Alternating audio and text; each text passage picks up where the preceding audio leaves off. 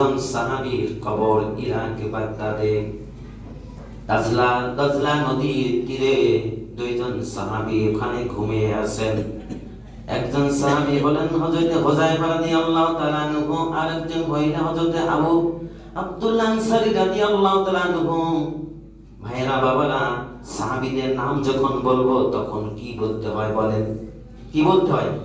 সাহাবীদের নাম যখন নিব তখন কি বলতে হয়? রাদিয়াল্লাহু আনহু। এটা আপনার বলতেই হবে, বলা ওয়াজিব। আপনার না বললে, আপনি না বললে গুনাহগার হবে। শুধু আমি ইমাম সাহেব আমি বলবো, আমারটা তো আমি আদায় করে নিলাম, আপনারটা আপনি বাকি রাখলেন, গুনাহগার হয়ে যাবে। ইমাম সাহেব এটা গুনাহগার হইবেই না? হ্যাঁ, অবশ্যই গুনাহগার হবে। এজন্য সাহাবীদের নাম নিলে রাদিয়াল্লাহু তাআলা আনহু বলতে হবে। আর আল্লাহর রাসূলের নাম নিলে? হ্যাঁ, মহিলা সাহাবীর নাম শুনলে রাদিয়াল্লাহু আনহা বলতে হবে, বলতেই হবে। নবীদের নাম নিলে সাল্লাল্লাহু আলাইহি ওয়াসাল্লাম বলতে হবে। আপনি রাস্তার পাশ থেকে হেঁটে যাচ্ছেন, ঘরের ভিতরে পড়তেছে বা নবীজির নাম নিচ্ছে, হাদিস পড়ছে, সাহাবীদের নাম নিচ্ছে, আপনি শুনতে পাচ্ছেন কানে, আপনার বলতেই হবে। নবীর নাম শুনলে সাল্লাল্লাহু আলাইহি ওয়াসাল্লাম। এটা কি সব নবীদের জন্য এটা? এখন সব নবীদের, মুসা আলাইহিস সালাম, যখন আপনি মুসা নবীর নাম শুনবেন মুসা আলাইহিস সালাম বলবেন। আর আমাদের নবীর বেলায় সাল্লাল্লাহু আলাইহি ওয়াসাল্লাম, কারণ সাল্লাল্লাহু আলাইহি ওয়াসাল্লাম তিনি হলেন সর্ব উত্তম নবী এবং সমস্ত নবীদের নবী কুলদের সরদার। সুবহানাল্লাহ। এত দামি নবীর উম্মত আমরা হয়েছি, তারপরেও ফজরের নামাজে ঘুমাই থাকি, নামাজ পড়ি না, আসি না? বহুত বেনামাজি আছি সমাজে। এই যে কি অবস্থা, যে একদিন বসবো, এখন আমি বলি অনেকের খারাপ লাগবে, আর যেদিন বাখাম সালাম দিবে কবরে গেলে সেই দিন বলবে মৌলভী সাহেব, ইমাম সাহেব বলছিল, আসলে আমার তো খারাপ লাগছিল, আসলে আমি যে এখন বাড়িগুলো খাচ্ছি, এক ওয়াক্ত নামাজ কাজা করলে 2,88,000 লক্ষ বছর জাহান্নামের আগুনে চলতে হবে, চলতেছি, এখন এই ফেরানি কে দিবে? দিবে? এখানে ঘুষ চলবে কবরে? কবরে কোনো ঘুষ চলবে না, কবরে কোনো কারো সুপারিশি চলবে না।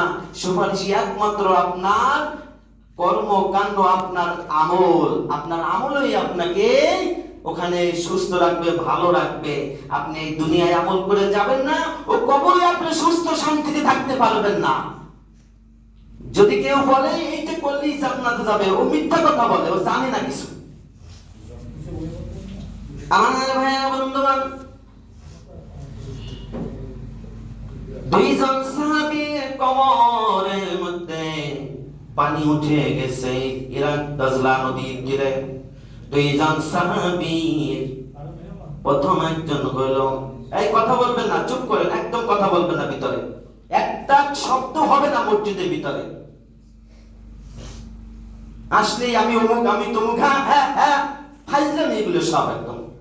কিছু মানুষ আমি সব, আমি সব।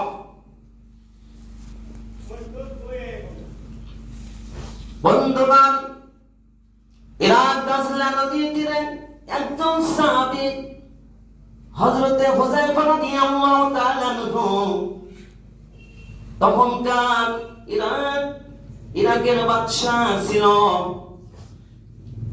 বাদশা ফয়সাল, প্রধানমন্ত্রী ছিল নূরে আল মালিকি। ইরাক ওই প্রধানমন্ত্রী এবং ওই বাদশা ফয়সালকে হযরতে হুযায়ফা রাদিয়াল্লাহু তাআলা আনহু স্বপ্নে দেখাইছেন। ঘটনাটি আমি বলেছিলাম এই জুমার আগের জুমায়, কিছু আংশিক বাকি ছিল, সেইখান থেকে শুরু করলে আমি তাড়াতাড়ি শেষ করতে পারি, কিন্তু তখন ওই দিন তো সবাই ছিল না। আর মাঝপথ থেকে পড়তে গেলে কিছুই বুঝতে পারবো না আমরা, ঠিক না? কিছু বুঝতে পারবো না। আমার ভাইয়েরা, আমার বন্ধুগণ, বাদশা ফয়সালকে স্বপ্নে দেখাইলো, 3 দিন পর্যন্ত স্বপ্নে দেখাইছে। বাদশা ফয়সাল কোনো এর ফয়সালা দেয় নাই, কোনো গুরুত্ব দেয় নাই। এক পর্যায়ে গ্রান্ট মুফতিকে স্বপ্নে দেখাইলো। হুযায়ফা রাদিয়াল্লাহু তাআলা আনহু বললেন, ও গ্রান্ট মুফতি, আপনি তো সমাধান দেন, এই রাষ্ট্রের সবকিছু সমাধান আপনি দেন, বাদশাকে যা বলবেন তাই শুনবে। আমি বাদশাকে স্বপ্নে দেখাইছি, আমি বাদশাকে বলেছি আমাদের কবরের মধ্যে পানি উঠেছে, ইরাক দাজলা নদীর তীরে ঢেউয়ে ঢেউয়ে ঢেউয়ে ঢেউয়ে পানি উঠেছে, কবর গুলি ভেঙে যাচ্ছে, নদীর মধ্যে চলে যাচ্ছে। আপনি মেঘের বাণী করে বাদশাকে বলে দেন আমাদের কবর গুলি যেন অন্য জায়গায় খনন করে দেয়। সুবহানাল্লাহ।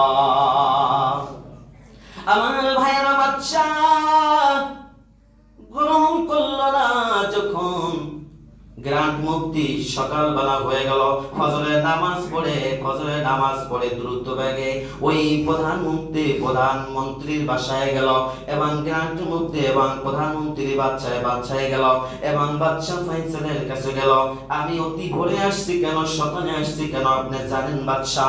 আমি আসছি এই কারণে, আপনি বাদশার কার্যালয়ে আসেন, এখানে সেখানে কথা বললে কাজ হবে না, আপনি বাদশার কার্যালয়ে আসেন। বাদশার কার্যালয়ে যখন আসা হলো, তখন প্রধান গ্রান্ট মুফতি তিনি প্রধানমন্ত্রীকে বললেন যে এই ঘটনা এই হয়েছে। হুযায়ফা রাদিয়াল্লাহু তাআলা আনহু স্বপ্নে দেখাইছে তাদের কবরের মধ্যে পানি উঠতেছে, পানি উঠে কবরটা নষ্ট হয়ে যাচ্ছে, তাদের থাকতে কষ্ট হচ্ছে কবরের মধ্যে। আমার বন্ধুগণ, আর আব্দুল্লাহ আনসারী রাদিয়াল্লাহু তাআলা আনহু তিনি আমার ভাই, তার কবরেও পানি উঠতেছে, তারও কষ্ট হয়। এই খবর আমাকে জানাইছে বাদশা ফয়সাল। আপনি কি এটাকে শুনেছেন, জেনেছেন? বাদশা ফয়সাল বলল, হ্যাঁ, গ্রান্ট মুফতি আমাকে হুযায়ফা রাদিয়াল্লাহু তাআলা আনহু সাহাবী দিন পর্যন্ত স্বপ্নে দেখাইছে, কিন্তু আমি দুনিয়ার কাজে ব্যস্ততার কারণে আমি মূল্যায়ন করতে পারি নাই, গ্রহণ করতে পারি নাই। সাহাবীরা কষ্ট পাওয়া মানে নবী কষ্ট পাওয়া, আর নবীজি কষ্ট পাওয়া মানে আমার আল্লাহ রাব্বুল আলামিন কষ্ট পাওয়া। সুবহানাল্লাহ। প্রধানমন্ত্রী বলল, বাদশা একটা ফয়সালা করে নিন, কারণ তাদের তো কষ্ট দেওয়া যাবে না। দুনিয়ার একটা ইতিহাস, সাহাবীদের লাশ নদীতে পড়ে গেছে, কবর ভেঙে গেছে, বাদশা দেখে না, বিশাল একটা বদনাম হয়ে যাবে। বাদশা আপনি ফয়সালা করেন। বাদশা ফয়সাল বললেন, গ্রান্ট মুফতিকে বললেন, ও গ্রান্ট মুফতি, আপনি চিন্তা করে দেখুন কোন জায়গায় কবর খনন করলে ভালো হবে, এটা চিন্তা করেন, কোন জায়গায় দিলে ভালো হবে। এখন তো হজের মৌসুমের সময়, আর এটা পৃথিবীতে কেমনে ছড়াবো? তখনকার তো যুগে মিডিয়া ছিল না, কোনো ইউটিউব ছিল না, কোনো খবরের ব্যবস্থা ছিল না। আমার ভাইরা, আমার বন্ধুগণ, তখন বাদশা প্রধানমন্ত্রী বলল, ঠিক আছে, তাহলে কবরটা এখন আপাতত জন্য একটু প্লাস্টার করে দেওয়া হোক, যাতে করে পানি না ঢুকতে পারে। সুবহানাল্লাহ বলেন। যাতে করে পানি না ঢুকতে পারে। আর হজের সময় যত হাজিরা আসবে হজ করতে যাবে, আমার দেশের যত হাজিরা হজ করতে যাবে, তখন তারা প্রচার করে দিবে ওই মক্কা মদিনায় পৃথিবীর বিভিন্ন মুসলিম রাষ্ট্রের থেকে হাজিরা আসে হজ করার জন্য। তখন তাদের কাছ থেকে সমস্ত পৃথিবীর মানুষেরা জানতে পারবে ঘটনা ঘটেছে।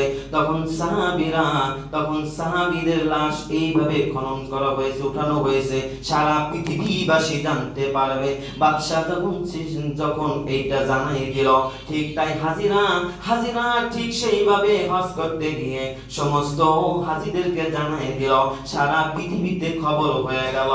এক পর্যায়ে জার্মান বিশেষজ্ঞ ডাক্তার, চক্ষু বিশেষজ্ঞ ডাক্তার, বিশাল বড় ডাক্তার, তিনিও খবর পেল যে সাহাবী লাশ পাওয়া গেছে, এবং সাহাবী নাকি জীবিত। কথা বলে, কেমনে বলে? কারণ ডাক্তার মানুষ তো বেশিরভাগই তো নাস্তিক হয়ে যায়, ডাক্তার বিজ্ঞানীরা তো বেশিরভাগই নাস্তিক হয়ে যায় ওই যুগের ডাক্তার, মুসলমান বাদে।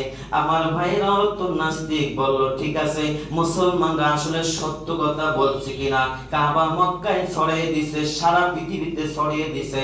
জার্মান থেকে ডাক্তার এসে গেছে ওই ইরাকে এসে গেছে, বলল আমি একটু সাহাবী দেখবো, এই জন্য আসলাম। আমার ভাইয়েরা হাজিরা সব চলে আসলো। কোন জায়গায় খনন করা হবে, কোন জায়গায় দাফন দিতে হবে, দিলে ভালো হবে। ইরাক সালমান একটি নাম পার্ক আছে, ওইখানে সালমান ফার্সি শুয়ে আছে। সালমান ফার্সির লাশ সাহাবী শুয়ে আছে ওখানে। তিনি এই পৃথিবীতে 250 বছর দুনিয়ায় বেঁচে ছিলেন। জোরে বলবো সুবহানাল্লাহ। আমার ভাইরা, ওইখানে কবর খনন করা হবে। পৃথিবী থেকে বহু জায়গা থেকে মানুষ এসেছে, সারা পৃথিবী থেকে 5 লক্ষর উপরে মানুষ আসছে, ইতিহাসে আসছে। জোরে বলি সুবহানাল্লাহ। সবাই পাগল, বেশিরভাগ হাজিরা পাগল। যে আমরা মক্কা পর্যন্ত হজ করতে গেলাম, সাহাবী দেখলাম না। মক্কায় যারা যায় তারা এখনো কাঁদে না, এখনো কাঁদে। মক্কায় আসলাম, নবী তো পাইলাম না, নবী তো দেখতে পাই না, সাহাবী আমরা দেখতে পাই না। আজকে ইরাকে আমরা যাব, অনেক ইরাকে উপস্থিত হয়ে বলে আমরা ধন্য, আমরা আজকে পূর্ণ হব সাহাবীর লাশ দেখে। সাহাবীর লাশ যখন কেরান দিয়ে যখন খনন করা হয়, উঠানো হয়, তখন ডাক্তার বৈজ্ঞানিক সকলেই দেখতেছে কবরের মধ্যে লাশ না, কবরের মধ্যে মনে হয় জিন্দা মানুষ। সুবহানাল্লাহ। সাহাবী মারা গেছে 1300 বছর আগে, সাহাবী মারা গেছে 1300 বছর আগে। 1300 বছর আগের লাশ এখন পর্যন্ত কবরের মধ্যে মনে হয় জিন্দা। সুবহানাল্লাহ। হযরতে হুযায়ফা রাদিয়াল্লাহু তাআলা আনহু তাকে প্রথম ওঠানো হয়েছিল। এক পর্যায়ে ওই ডাক্তার বিজ্ঞানী বলল যে আমি দেখলাম লাশ যখন উঠানো হইলো, লাশ বললে তো হয় না, আসলে জিন্দা সাহাবী। ওই ডাক্তার দেখলো যে আমি তো চোখের ডাক্তার, এই জন্য একটু ভালো করে দেখলাম যে আসলে সত্যি কিনা জিন্দা। কিন্তু আসলে জিন্দা না, মৃত্যু, কিন্তু মৃত্যুর কোনো আশঙ্কা দেখা যায় না।